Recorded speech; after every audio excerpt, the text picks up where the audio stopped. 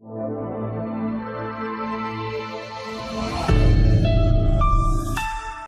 मेरे नन्हे दोस्तों, नमस्कार। कैसे हैं आप सब लोग बच्चों? हिंदी की कक्षा में आपका बहुत बहुत स्वागत है। तो बच्चों, आज हम कराने जा रहे हैं वाणी श्रृंखला हिंदी पाठ्य पुस्तक हिंदी की भूमिका से पाठ 4 और इस पाठ का शीर्षक है काला घोड़ा। और मुझे यकीन है, मुझे आशा है ये पाठ आपको अवश्य बहुत ही रोचक लगेगा। तो चलिए पाठ प्रारंभ करते हैं, लेकिन इससे पहले हम कुछ पढ़ते हैं। पशुओं में भी प्रेम, क्रोध, हर्ष आदि संवेदनाएं होती हैं। इस रचना में एक घोड़े के मनोभावों को बड़ी सरस शैली में अभिव्यक्त किया गया है। ये घोड़ा अपने अनुभवों का ऐसा बखान करता है कि यह रचना उसकी आत्मकथा सी लगने लगती है। तो वो क्या बखान कर रहा है अपने बारे में बच्चों, ये प्रस्तुत है हमारे आज के पाठ में। आज मुझे, ये सब कौन कह रहा है बच्चों? ये सब घोड़ा कह रहा है। घोड़ा बोल रहा है, आज मुझे अपना पिछला जीवन इस तरह याद आ रहा है जैसे मैं कोई सपना देख रहा हूँ।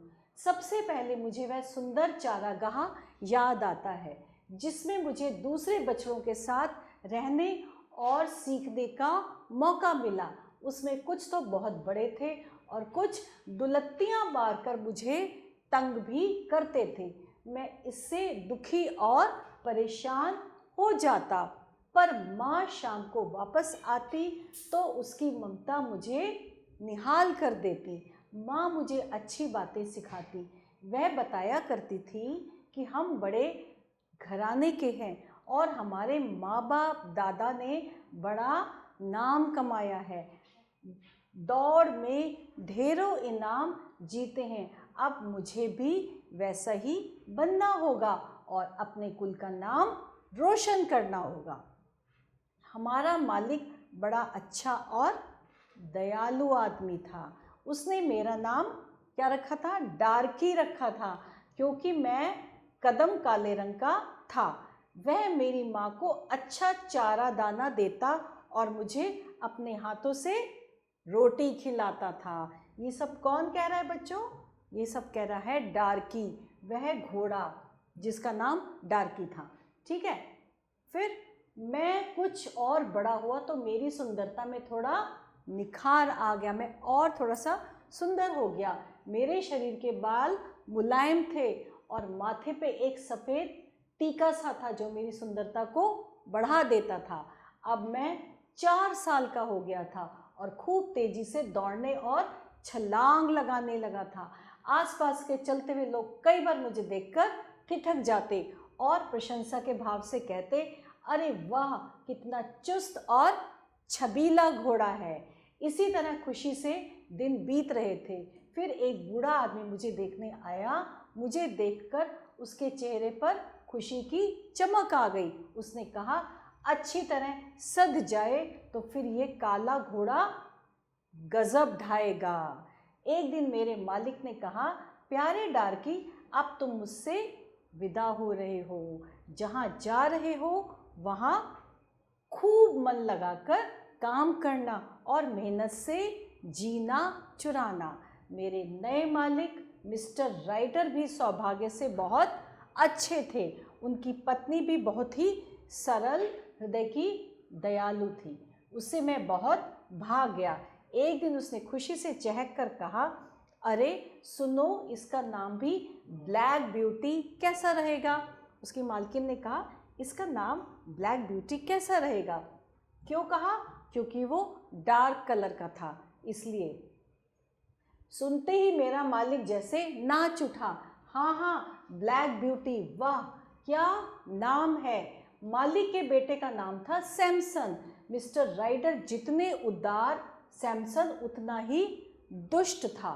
एक बार सैमसन ने मुझे इससे इतना ज़्यादा काम लिया कि मैं बुरी तरह थक गया। मेरे पैर इधर से उधर भटक जाते। इस पर सैमसन ने मुझ पर सटासट चाबुक मारे। मुझे इतना गुस्सा आया कि मैंने उसे पीठ पर से उछाल दिया। फिर क्या हुआ बच्चों? फिर हुआ, मैंने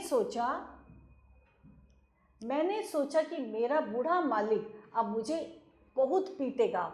उसने उल्टा अपने बेटे को ही डांटा, कहा तुम नहीं जानते कि जानवरों को भी प्यार की ज़रूरत होती है। तुम इन्हें मार पीट कर नहीं, प्यार से ही साध सकते हो। ये किसने बोला? ये उसके मालिक सैमसन के पिता ने। उन्होंने बोला कि तुम जानवरों को भी प्यार की ज़रूरत होती है। आखिर वह दिन भी आया जब मुझे एक लंबी यात्रा पर मालिक को लेकर जाना था।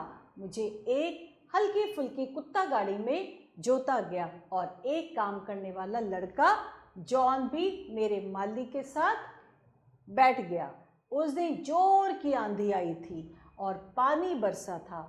चलते चलते आखिर में लकड़ी का एक पुल आया। नीचे क्या हो रहा था? नीचे नदी बह रही थी। हमने पुल आसानी से पार कर लिया। मालिक अपना ज़रूरी काम करके लौटे। तब तक तूफान और भी भीषण हो गया था। जब हम पुल तक पहुँचे तब तक नदी का पानी क्या हो गया था? बढ़ गया था और पुल के बीच का हिस्सा पानी में डूबा हुआ था। मैंने पुल पर पैर रखा, लेकिन तभी मुझे लगा कि आगे कुछ खतरा है, इसलिए मेरे कदम वहीं पर रुक गए। मेरे मालिक ने हंटर से मुझे आगे चलने का इशारा किया, पर मेरे रुके हुए कदमों ने आगे बढ़ने से क्या कर दिया? इनकार कर दिया, मतलब कि मना कर दिया। तो जॉन ने क्या कहा फिर? जॉन ने कहा, रुकिए मालिक, जरूर कोई बात है। तभी दूर से टॉर्च की रोशनी हम पर पड़ी और किसी ने चिल्लाकर कहा, रुक जाओ भाई, वहीं रुक जाओ, पुल टूटा हुआ है। सुनते ही मुझे सिहरन हुई। मालिक ने भी मुझे, मतलब सुनते ही वो डर गया और मालिक ने भी मुझे क्या किया? मालिक ने भी मुझे लाख लाख धन्यवाद दिया। बार बार वह जॉन से यही कह रहा था, ओ कभी भी जानवर की भी आदमी की बुद्धि को मात दे देता है। मालिक ने क्या कहा जॉन से? ओ कभी कभी जानवर भी आदमी की बुद्धि को मात दे देता है। मैं नदी के दूसरी ओर सड़क से होते हुए धीरे धीरे मालिक को घर ले आया। हमें देखकर मालकिन दौड़ी दौड़ी आई और बोली, ओ तुम लोग ठीक ठाक आ गए, मैं तो बहुत घबरा रही थी। मालिक ने मेरी पीठ थपथपाते हुए कहा, आज इसने हमारे प्राण बचा लिए। उस रात मुझे बहुत अच्छा खाना दिया गया और मुझे इतना प्यार मिला कि मैं बता नहीं सकता। वह पूरी रात जैसे खुशियों और सुंदर सपनों भरी रात थी, जिसे मैं चाहूँ भी तो जीवन भर भूल नहीं सकता। तो ये थी एक घोड़े की आत्मकथा, ब्लैक ब्यूटी की। और इसको लिखा किसने है? इसके राइटर है अन्ना स्वेल। ये इन्होंने लिखा है। तो बच्चों, कैसा लगा आपको आज का पाठ? आशा करती हूँ आज का पाठ बहुत अच्छा होगा। और अब इस पाठ का नैतिक मूल्य, पशुओं को भी सहानुभूति और प्रेम की आवश्यकता होती है, अतः हमें उनका ख्याल अवश्य रखना चाहिए। और अब आ रहे हैं कठिन शब्दों के अर्थ। दुलत्तियाँ यानी पैरों से परे धकेलना, गजब ढाना यानी अनोखी बात कर दिखाना, भीषण का अर्थ है भयानक, निहाल मतलब बहुत अधिक प्रसन्न, सध जाना यानी अनुशासन में ढलना, और सिहरन का अर्थ है कंपन, डरना।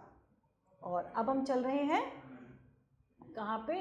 अब हम चलेंगे सही विकल्प पर। हमें सही का चिन्ह लगाना है। घोड़ा किस रंग का था? सफ़ेद, काला, भूरा या इनमें से कोई नहीं। घोड़ा था काले रंग का। घोड़े के नए मालिक का नाम क्या था? फाइटर, डार्की, राइडर या जॉन। घोड़े के नए मालिक का नाम था राइडर। क्या टूटा हुआ था? पुल, पेड़, घोड़ा, गाड़ी, इनमें से कोई नहीं। टूटा हुआ था पुल। प्रस्तुत कहानी के लेखक है पीटर, प्रेमचंद, अन्ना स्वेल या इसमें से कोई नहीं। प्रस्तुत कहानी के लेखक हैं अन्ना स्वेल।